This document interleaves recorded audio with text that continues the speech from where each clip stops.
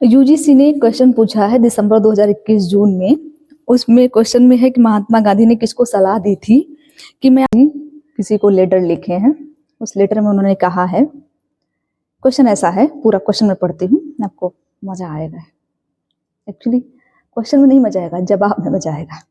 महात्मा गांधी ने किसको यह सलाह दी थी कि मैंने आपको संदेश भेजे हैं कि आपको भूमिगत रहकर अपनी ऊर्जा नहीं नष्ट करनी चाहिए।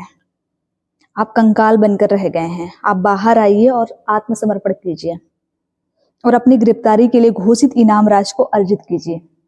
ये क्वेश्चन है और ऑप्शन में 4 ऑप्शन दिए गए हैं, अवड़ा आसफ अली, भीकाजी कामा, भगत सिंह, सुखदेव। तो थोड़ा भी जो हिस्ट्री जानता होगा वो गांधी जी और भूमिगत सबसे अनुमान लगा सकता है इसमें से कौन सा सही होगा, क्योंकि भूमिगत 1942 के टाइम का है। तो अवड़ा आसफ अली, आंसर तो अवड़ा आसफ अली है।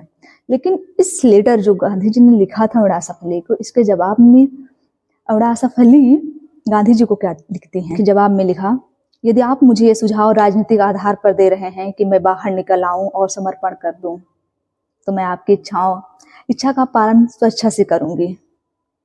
लेकिन आप मुझे माफ करें, आपके पत्र में लिखे समर्पण शब्द ने मुझे चकित कर दिया है। मेरे स्वाभिमान को इस कल्पना से ठेस पहुंची है कि मुझसे यह अपेक्षा की जा रही है कि मैं स्वयं को नीचा दिखाऊं। मैं एक ऐसे दुश्मन के सामने समर्पण के लिए मानसिक रूप से तैयार नहीं हूं जिसे अपने काम पर तनिक भी पछतावा नहीं है। सोचो, ये होता है आत्मसम्मान।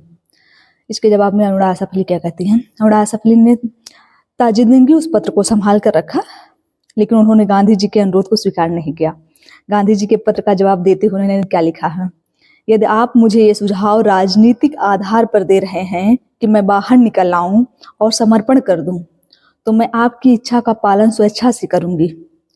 लेकिन आप मुझे माफ करें, आपके पत्र में लिखे समर्पण शब्द ने मुझे चकित कर दिया है।